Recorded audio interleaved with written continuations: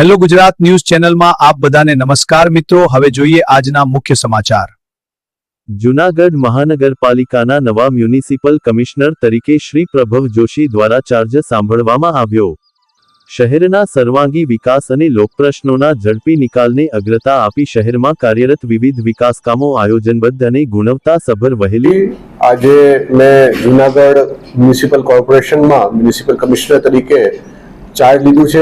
આજે વહેલી સવારે સોમનાથ એક્સપ્રેસથી ગાંધીનગરથી હું અહીંયા આવ્યો હતો અને પછી ભગવાન ભવનાથ મહાદેવને ત્યાં દર્શન કરી આજે સવારે ઓફિસનું ચાર્જ સંભાળ્યું છે।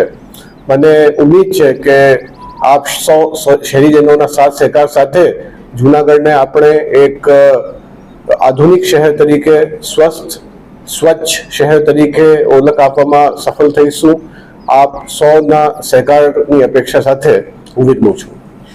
સર, આપના વિશે ઘણું સાંભળ્યું છે, તો જૂનાગઢની અંદર જે ઘણી બધી સમસ્યાઓ છે, ખાસ કરીને રોડ રસ્તાઓ આડેધડ કામ ચાલે તો એમાં સુંદર શહેર બને, કેમ કે પર્યટન સ્થળ છે, ઐતિહાસિક સ્થળ છે અને પર્યટનને બહુ બૂસ્ટ મળે એવું છે સિટી, પરંતુ ઘણી બધી અહીંયા ખામીઓ જે છે એ જલ્દી પૂર્તતા થાય અને સારા રોડ રસ્તાઓ થાય।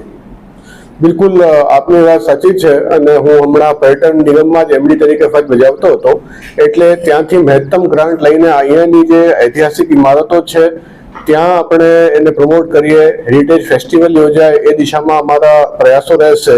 અને નરસિંહ મહેતા તલાવ છે એમાં લાઇટ એન્ડ સાઉન્ડ શોની કામગીરી થાય, ત્યાં મ્યુઝિકલ ફાઉન્ટેનની કામગીરી થાય અને એ રીતે બીજા અહીંયા જે સુંદર જે તલાવો છે, વાઘેશ્વરી તલાવ થયું કે બીજા જે તલાવો છે એમનું કઈ રીતે આપણે બ્યુટિફિકેશન કરીએ, વિલિંગડન ડેમ જે છે એનું કઈ રીતે બ્યુટિફિકેશન કરીએ, આ દિશામાં મારા પ્રયાસ રહેશે।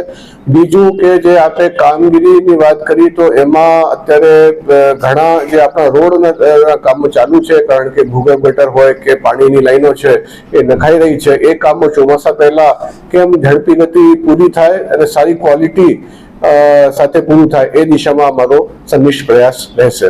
સર, અમદાવાદ છે હેરિટેજ સિટી છે, ઘણું ડેવલપ છે, જૂનાગઢમાં આટલી બધી જે મોન્યુમેન્ટ છે હેરિટેજ સિટી બન્યું નથી, તો એ દિશામાં પણ જી એમાં અમારો આ પ્રયાસ રહેશે કે આપણે જે હયાત જે સરસ રિનોવેશન થયા છે, મહાબત ખાના મકબરા હોય કે ઉપરકોટનો કિલ્લો હોય, એનો એક તો સારું માર્કેટિંગ કરીએ।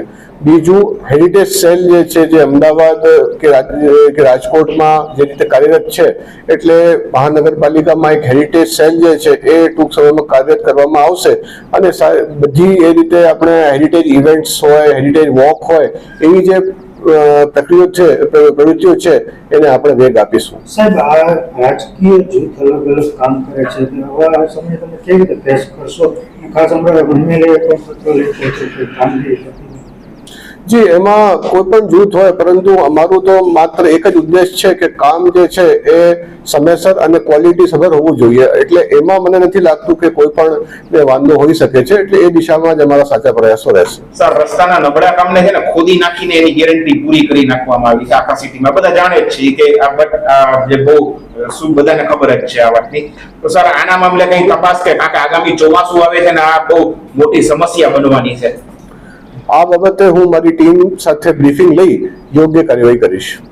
કામગીરી નહીં કરે કોન્ટ્રાક્ટરો આગામી દિવસોમાં તો આપના દ્વારા કેવા પગલાં રહેશે? બિલકુલ, આજે જ મેં જોઈન કર્યું છે, જે મેં અગાઉ કીધું, આ બધાનું પ્રોગ્રેસ રિપોર્ટ અને એનું અહેવાલ તપાસ કરાવીને ચેક કરીને આગામી સમયમાં પગલાં લેવામાં આવશે। સર, 22 વર્ષથી મહાનગરપાલિકાનો જે જૂનાગઢને દરજ્જો મળ્યો છે, પરંતુ આજની તારીખે લોકો એવું કહી રહ્યા છે કે ગ્રામ્ય પ્રજા જે રીતે જીવતી હોય એ રીતે જીવે છે, તો શું તમે જૂનાગઢને ખરેખર મુલકનો દરજ્જો અપાવશો? બિલકુલ, એમાં અમે સવારે ચર્ચા કરી કે જે રીતે સ્પોર્ટ્સ સેન્ટર હોય કે આધુનિક આપણે ફિટનેસ સેન્ટરની વાત કરીએ, એ સુવિધાઓ મને લાગે છે કે અહીંયા જરૂર છે, એ દિશામાં ડીપીઆર બનાવીને સરકારમાં દરખાસ્ત ટૂંક સમયમાં મોકલવામાં આવશે। અને બીજા જે આપણા અલગ અલગ ક્લીન એરનું એક્શન પ્લાનની વાત હોય કે ઘન કચરા જે લીગસી વેસ્ટ છે એનું 100% નિકાલની વાત હોય, એ દિશામાં અમારા પ્રયાસો રહેશે। સાહેબ, આરકે પાઠક સાહેબ વખતના સમયમાં જે કામગીરી છે એવી કામગીરી આપના દ્વારા થાય તો લોકો આશા વ્યક્ત કરે, શું કહેશો? જી બિલકુલ, હું એ જરૂર કહી શકીશ કે હું મારા 100% 100% સંનિષ્ઠ પ્રયાસો કરીશ। સર જુનાગઢની અંદર એક મોટી ફરિયાદ એ છે કે ઇનલીગલ એન્ક્રોચમેન્ટ પછી બાંધકામો, તો એ દિશામાં ઘણી બધી ફરિયાદો થાય, ઘણું બધું થાય છે, પરંતુ જે કામગીરી થવી જોઈએ એ હજી સુધી થઈ નથી. તો એના માટે બિલકુલ આ બાબતે પણ બ્રીફિંગ લઈને આગામી સમયમાં કામગીરી કરવામાં આવશે. ચાલો, thank you. Hello Gujarat news ચેનલમાં બધાને મારા નમસ્તે મિત્રો. ફરી મળીશું.